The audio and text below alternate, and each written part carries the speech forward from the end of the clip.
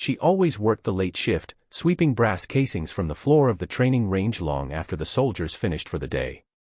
Most didn't even know her name, just the cleaner, the woman with soft eyes and a quiet voice who never said more than necessary. She liked it that way. The base was noisy enough without her adding to it. And besides, staying unnoticed meant no one asked questions about who she used to be, or what she walked away from. That night, she was humming softly as she mopped the edge of the firing lanes, letting the rhythmic strokes calm her mind.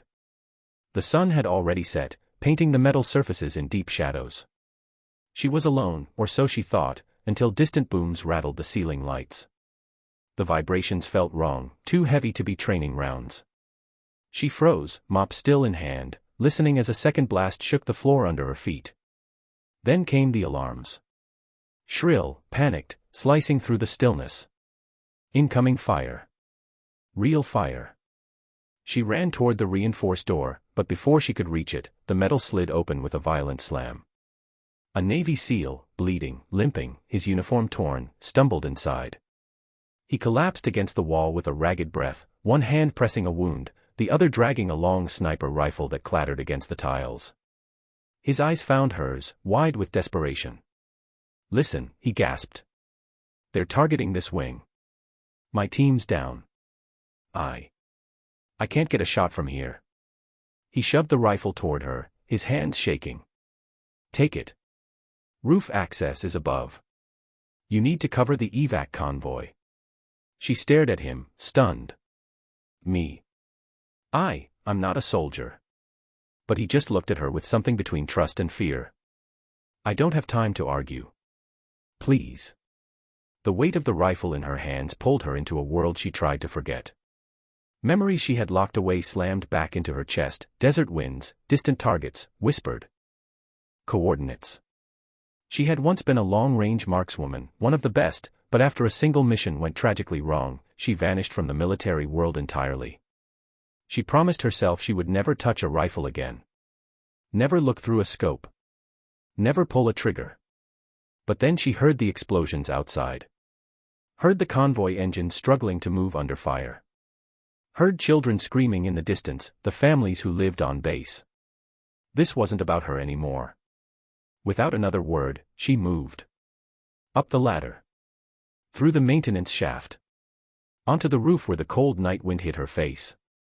The base below was chaos, vehicles in flames, soldiers running for cover, enemy fighters positioned beyond the perimeter fence. She dropped to the gravel, set the rifle against her shoulder, and exhaled slowly. The world narrowed to the crosshairs, and silence filled her. Her first shot cut through the night. The second forced the attackers into cover. The third broke their advance entirely. Precision returned to her like muscle memory waking from a long sleep. With each breath, the terror faded, replaced by calm focus. She watched the convoy push toward safety, watched soldiers regain confidence, watched the tide shift because of her unseen hand. The SEAL, still alive inside, heard every echoing shot and could only whisper, "Who is she?" When the final transport rolled out of danger and the last enemy retreated, she lowered the rifle. Her hands trembled, not from fear, but from the weight of the past lifting. She climbed back down, expecting reprimands, questions, maybe even disbelief. Instead, the SEAL sat against the wall, smiling weakly as medics worked on him. His voice was soft, but steady. "You saved them. You saved all of us." She looked down at the weapon, then back at him. "I just did what needed to be done." He shook his head. "No. You did what no one else could tonight." By morning, everyone on base knew the story of the mysterious woman who stopped the attack. Officers approached her, not with suspicion but with respect. And the SEAL. He never forgot her, not the way she moved, not the quiet strength she carried, not the impossible precision of her shots. He said she changed his life, not just because she saved it, but because she reminded him of something the battlefield often erases: heroes don't always wear rank. Sometimes, they wear humility. She returned to her cleaning shift the next evening, same uniform, same quiet presence. But this time, soldiers paused when they passed her.